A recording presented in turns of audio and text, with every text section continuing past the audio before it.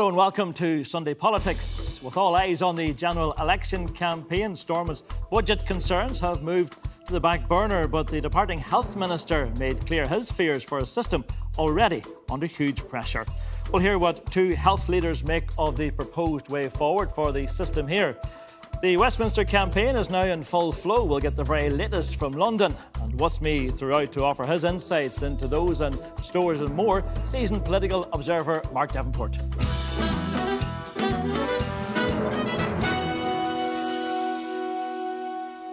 Good morning. Catastrophic cuts. That's what the outgoing health minister, Robin Swann, warned of this week. And the new man in the job, Mike Nesbitt, immediately agreed with that assessment, saying he wouldn't make the cuts asked of him by the executive. Well, here's a quick reminder of some of what was said around that controversial budget. I see Mike Nesbitt staring straight at me, so I'll stare straight back at you. What I'd like to see is, you getting your portfolio of money, and then you make a decision on what you feel is a priority, and then we can scrutinise you on that basis. Instead, what we've got is a petulant response, in my opinion. If you don't get what you feel you need, then you're going to vote against it. And for me, it isn't political maturity. I just smell election, frankly, and that's why I'm disappointed. That language isn't coming from Robin Swann. That language came from the trusts. That came from the people who are running the National Health Service. And that is a realistic assessment, and I can only repeat that I will do what Robin said and not implement catastrophic cuts. Catastrophic and high impact are the words from the trusts, from the people delivering the service, because they can see the impact that this is going to have. This is almost signalling the end of our health service. A damning verdict to end there from Dr. Alan Stout of the GP's Council in Northern Ireland. Well, let's examine the issue further with Dr. Ursula Mason, the Chair of the Royal College of General Practitioners, and Niall McGonigal, the Northern Ireland Director of the Royal College of Surgeons. Ursula, let me start with you. That pretty bleak assessment by Dr. Alan Stout there. Is the game over for our health service? I think, Enda, when you hear words like catastrophic and high impact, you only have to sort of think about what GPs on the ground are seeing and what patients that we're delivering care to are experiencing in the current climate, quite apart from what any budget cut might have to the care that's being delivered for them. So I think those words are not being used unduly harshly. I think there is a reason behind using that, because currently what we're actually calling for is investment, and what it looks like is coming down the line are budget cuts. And it is impossible to keep doing more and more with less and less. From a GP perspective, we are seeing day and daily the impact of having to do that on our patients, those spiralling waiting lists, care not being given in a timely fashion. And the moral injury that it has on GPs is huge. Isn't there a difficulty, though, that we hear that message pretty regular, the shock tactic, if you like, about the state of our health service? And the problem is that sometimes it flies over the heads of people and indeed our politicians.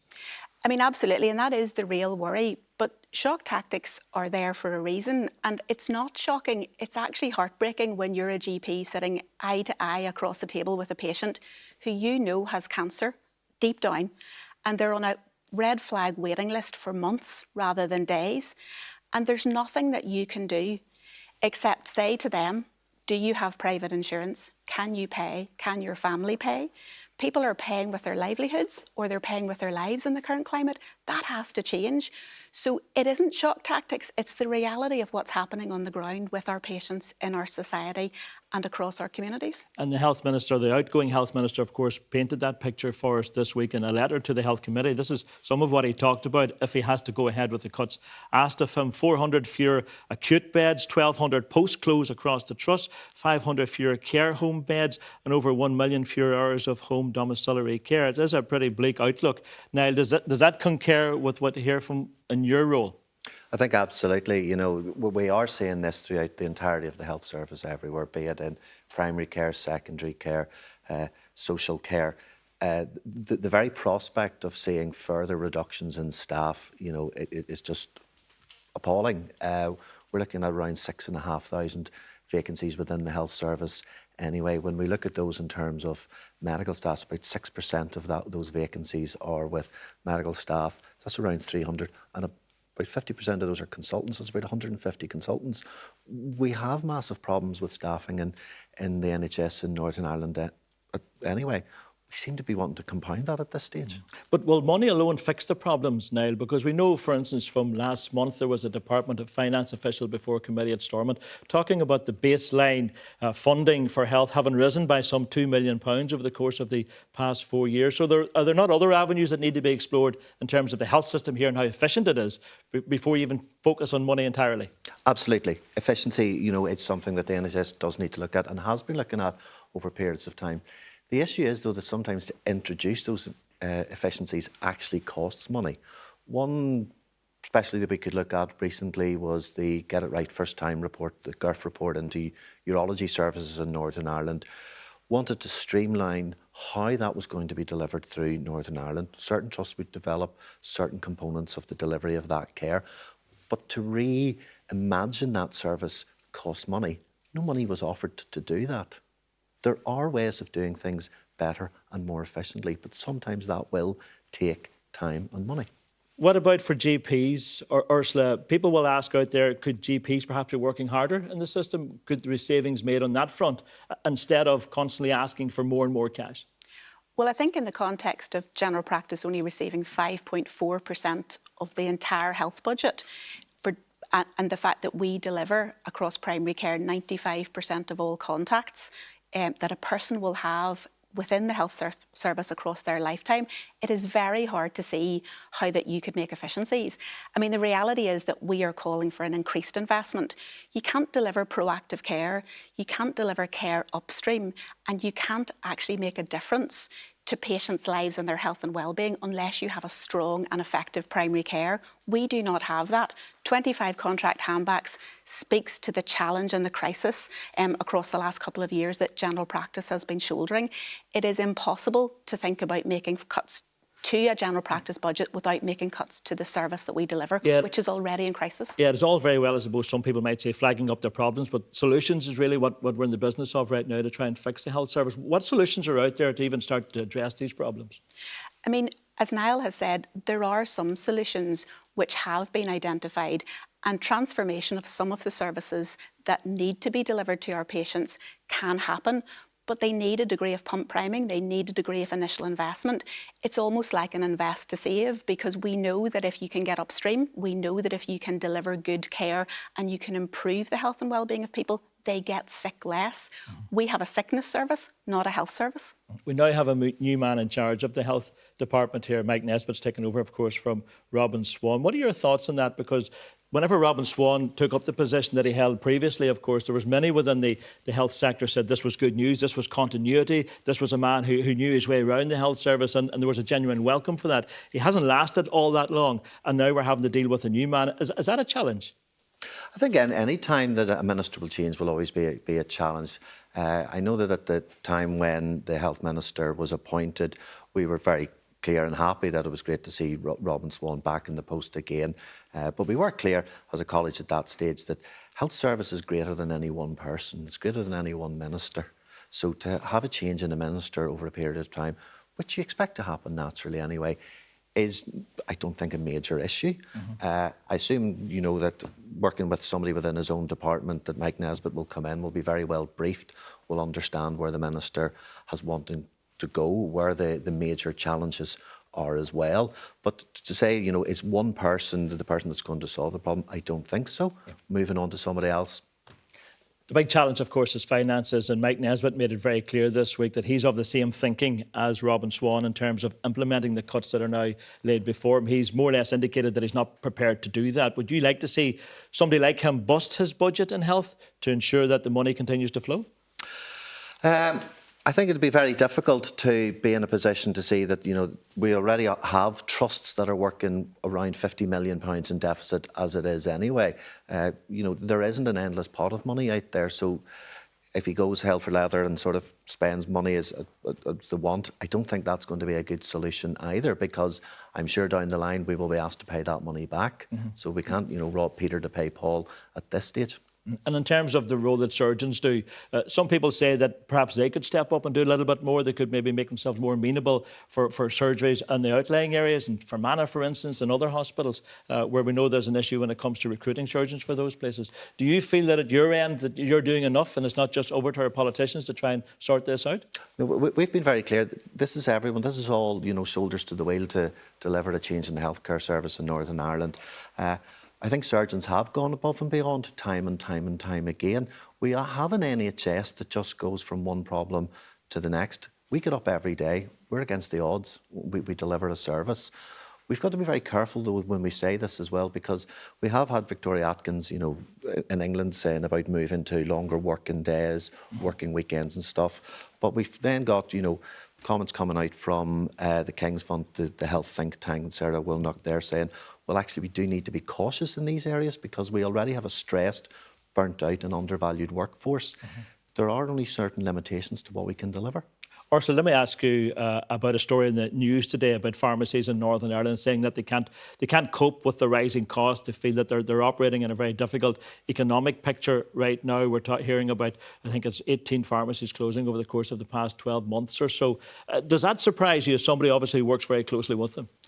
So not at all, Enda. I mean, I think, again, just going back to my last comment around the proportion of the budget that sits in a primary care setting, and obviously community pharmacy and GPs within the primary care family work very closely together.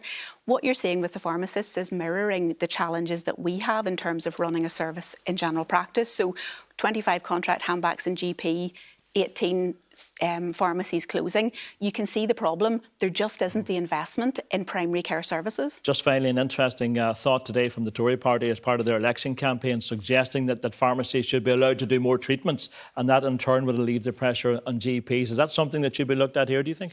I mean, I think we need to look at any and all opportunities to deliver good care to patients. And from that perspective, I mean, our community pharmacists are well equipped to be able to do that. What we need to do, though, is equip them with the manpower and the funding in the same way that we need to do that in general practice. We are all able and willing, but there are just not enough of us and just not enough investment going into primary care to deliver in communities. Finally, to you, Niall, we may end up with a change of government at Westminster. Is there any optimism at all out there among you and your fellow professionals about this picture could change at some stage in the future, or is it a feeling that we're so far down this dark tunnel it's hard to see a way back?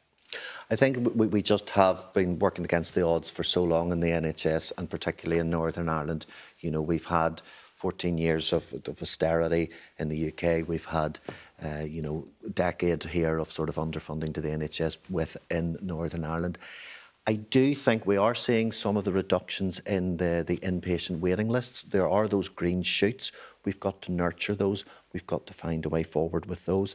I think that the next period of time will be very challenging, but we know surgeons love a challenge. OK, we'll leave it there. Niall and Ursula, thank you very much indeed for coming in to talk to us this morning. Well, let's have a first word now with our former political editor, Mark Davenport, who's with us today. Mark, it's interesting that I suppose the health pressure is nothing new in Northern Ireland. We're now in the middle of an election campaign, and we also have that added complication that we have an assembly up and running, as well as something we haven't had against the election for some 9 or so years now.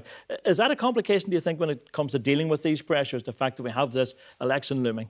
Well, I suppose it's another reason for people to put off making any kind of difficult decisions. There is this kind of period of sensitivity that operates around the time of an election. Only really applies, I think, to decisions that Stormont might make with a UK-wide dimension. So you could say, well, they could still get on with, rationalising a health system here and improving or streamlining a service there. That said, that in terms of the sort of realities of party politics, no one's going to, Mike Nesbitt is not going to touch Antrim Area Hospital at a time when Robin Swan is running an election there. And then there are all sorts of similar permutations across Northern Ireland. And the problem that we've been in is that irrespective of elections, we've got a system of government that's not particularly great at making decisions. We know that there needs to be transformation in the health service. Raphael Bengoa, the Basque professor, said that, I think, back in about 2016. still no sign of that actually taking on sort of material purpose. Instead, it's a kind of a vision. It's very vague. We haven't got any idea of how we are going to do it. And clearly, the health service could take as many resources as we can throw at it.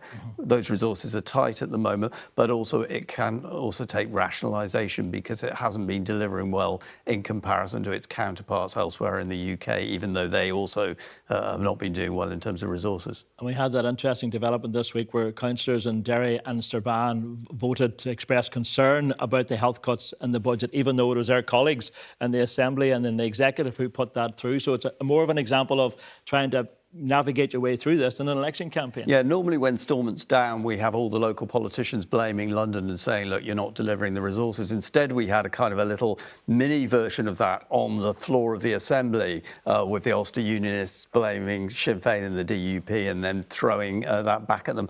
And this is, I suppose, what you see there in councils opposing health cuts that are passed by their colleagues in Stormont is a kind of, if you like, a trial run for what we'll have if anybody actually says, oh, we can do without that hospital. And of course, we've also had Michelle O'Neill telling us, for instance, that formulating the programme for government is going to be difficult now because we are in this election period and big decisions can't be made. Does that ring true for you, for somebody who's been around politics a long time here? Well, I think there's an element of convenience to that, that basically they want to put off any kind of difficult decision. The fact of the matter is that the Stormont programme for government in recent years, it's called an outcomes-based approach, and it's so full of jargon that once they've actually formulated it, no one will know what it actually means. I actually think we need more of a political programme for government which will actually spell out priorities in a clear party political manner, and that would cause them a problem. But I think that the document that they will produce eventually wouldn't cause them a problem because most people will be able to read through to the end and not actually know exactly what it adds up to anyway. Mark, we'll leave it there. We'll have more from you later in the programme. And let's turn now full face into the general election and head to London to get the very latest on the race to form the next government at Westminster. I'm joined by Jerry Scott, the senior political correspondent at The Times. Jerry, let's start with Keir Starmer. It has been a pretty bruising week for him. Many people, of course, would say self-inflicted because he had this difficulty with Diane Abbott, which he allowed to fester to the point that it all blew up last week. How damaging has all that been for him, do you think? Well, look, I don't know if I think it's damaging in terms of like the long-term effect. So we'll know on Tuesday whether Diane Abbott decides to stand as a candidate or not. It is still up in the air whether she decides to do that. I'm not sure if you asked kind of most voters on the street if it had been damaging for Keir Starmer, they would say yes. I'm not sure it's had that cut through, but what it has done is distracted from the messages that he did want to land. So, you know, whether it's talking about the new energy company, publicly owned energy company that Labour are going to launch, or housing, or whatever else that they might have wanted to talk about, instead, every time he spoke to people like me, we're saying, what are you going to do about Diane Abbott? And I think that was really the stage that we got to, and we saw that in the end on Friday, him saying, no, she is free to stand. Yeah, and of course it reminds us of those tensions within Labour that haven't gone away between the right and the left. Yeah, that's right. They're definitely still there. You know, we've seen the blocking of standing of a Corbynite MP and a Corbynite candidate. Those tensions are clearly still there. And if you look at the types of candidates who are being announced in many seats around the country at the moment, we would kind of say Starmer aligned, right? They're on the right of the party. They often are quite similar in background and are likely to be very loyal to the leadership. So what the left has said is that this is a purge. Of course, the party have denied that and said it's all about upholding standards. But what it does show is this kind of forever wars in Labour continues. Yes. And as well, of course, we get a sense that they're trying to turn the page today, very much talking about migration, net migration, the drive to bring those figures down. Yvette Cooper, speaking earlier today, wasn't prepared to give a target around all of that, but it's quite clear the direction of travel that the party wants to head in.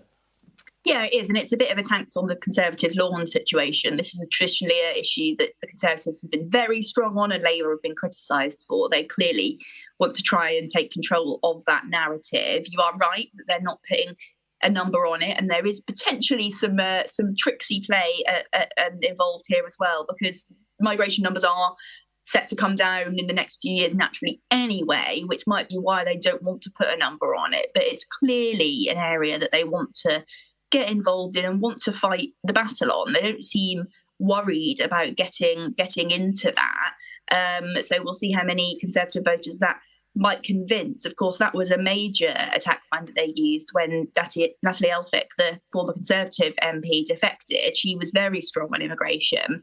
And what Labour tried to do is say, well, look, even Tories know our plan is better. Yeah. What about the Tory party this week and some of their ideas, some eye-catching headlines, it has to be said, with some of the policy ideas that they're coming up with? How do you think they're handling things? I think you've definitely seen more policy from the Conservatives so far as opposed to Labour. Like you say, some eye-catching ones. The debate over national service rumbles on, and today we've had promises about new GP surgeries and diagnostics. But the problem the Conservatives have is they get the question of why can we trust you? Now, at the 2019 election, they promised 40 new hospitals.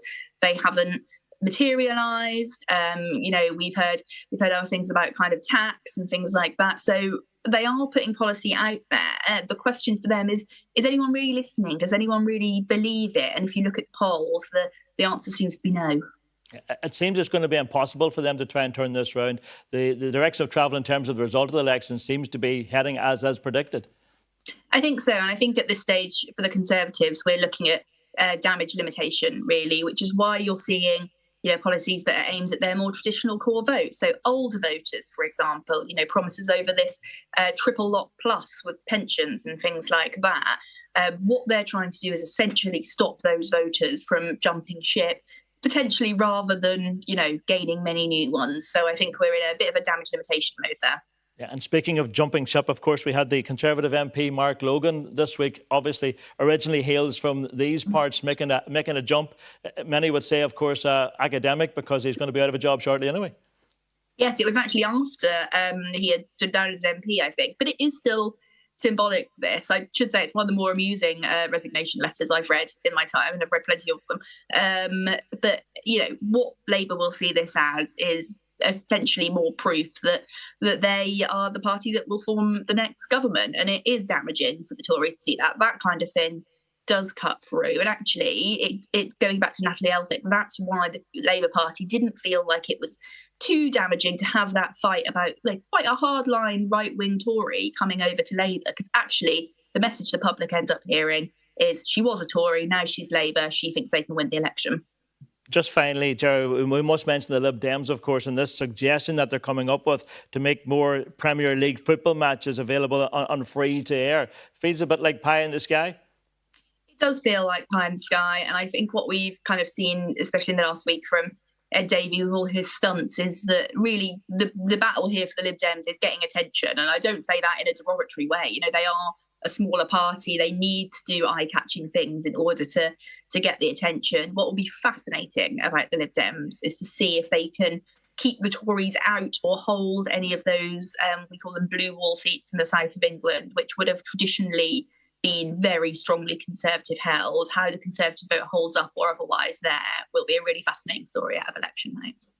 OK, Jerry, we'll leave it there. Thank you very much, as always, for your thoughts. Well, let's have a final word now with our guest of the day, Mark Devonport. Let's start with Mark Logan. Mark, of course, he's from these parts. A move that hasn't really caught many by surprise, I don't think, because of the fact that he was leaning, we're told, in that direction, and the timing of it as well, because he'd already gone as an MP. Yeah, I mean, he'd served his entire term. He was one of those Conservatives that took a seat in the north of England in sort of traditional Labour territory, so it was felt that Labour was going to reclaim that.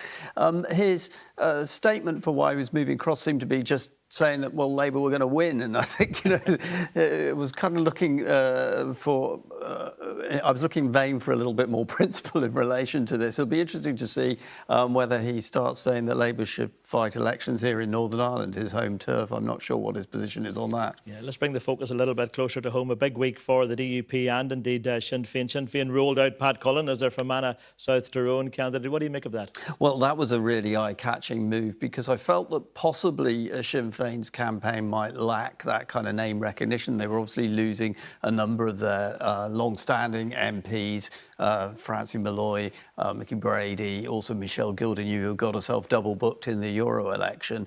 So coming up with Pat Cullen, I think, was a major coup for Sinn Féin. Now, no doubt, she's going to be asked a lot, not just about her speciality, the health service, but also comments that she previously made about how reunification could be the only answer for the NHS, and also quite how she will go about her role as an abstentionist MP, because she has traditionally been somebody who likes to get in there, actually, make the decisions in terms of leading her unions and fight the fight in terms of negotiating with employers. So what will she make of this? But clearly, there's also going to be an election south of the border, and I imagine that Sinn Féin, if they do well, and the opinion polls are a little bit going against them at the moment in the south, but if they do well in that election, they may envisage a greater role for the northern MPs down in the Doyle. So perhaps we'll see Pat Cullen popping up in committees there, representing Fermanagh South Tyrone. What about that admission we got this week from the DUP leader, Gavin Robinson, that they got things wrong over the deal, which they now admit that they oversold to bring back Stormont. Is that a high-risk strategy for him, do you think? Because it played well with his party faithful within the room, played into the hands, you could say, of his political opponents. But what do you think the wider electorate will make of it? Well, it's an exercise in humility that you can't imagine us seeing back in the days when Ian Paisley or Peter Robinson were the leaders. They didn't specialise in admitting mistakes. I think what he did there is he was trying to solidify his party, because he clearly has two wings to the DUP, one that was prepared to go along with the deal that Sir Geoffrey Donaldson negotiated together with Gavin Robinson, and the other which wasn't convinced at all by it. So that's provided him, if you like, with internal solidity, but it does give him a bit of a weakness maybe in any election debates that will happen, because Jim Allister and the TUV will be able to say that we told you so, we told you that the Irish Sea border wasn't being done away with, you've now admitted that you oversold the deal previously. And I think Gavin Robinson will just be hoping that he can carry this line, say, look, it is all complicated, but on balance, it was the right thing to do to bring Stormont back. And he now has a TUV candidate, of course, to face an East Belfast, with all the complications that will bring for him. Yeah, it's interesting that the TUV decided not to compete against Carla Lockhart. They didn't want any kind of a move that possibly could give Sinn Féin a seat in Upper Bann, but they seem to be fairly relaxed about the possibility of removing big DUP hitters, potentially giving Alliance the seat. Now, obviously, there's still a lot to play for, particularly in East Belfast, also in Langham Valley. But those interventions by the TUV could end up being crucial at the end of the day. They were certainly crucial when Naomi Long beat Peter Robinson, when you had David Vance in the race at that stage. Yeah, and we learned as well this week the SDLP obviously defending 2 seats, and they're targeting a third in South Down. What are their chances, do you think? Well, I think they'll be happy in the end if they just end up standing still. Their message in this election is not quite as strong as it was back in the 2019 election, so I imagine their majorities will be clipped both in Foyle and in South Belfast and Mid Down, the new seat. Finally, and times, I guess, would you like your old job back? I'd like to see 10 new Premier League matches on terrestrial TV, definitely, because I've got the time to watch them now. OK, Mark, we'll leave it there. Thank you very much indeed for that. Well, that's all we have time for today. Mark Carruthers will be back for The View on Thursday night, when he will be interviewing both the Ulster Unionist leader Doug Beattie and Jim Allister. We'll also have our Red Lines dropping podcast on Wednesday. Well, that's it from the team. From all of us here, goodbye.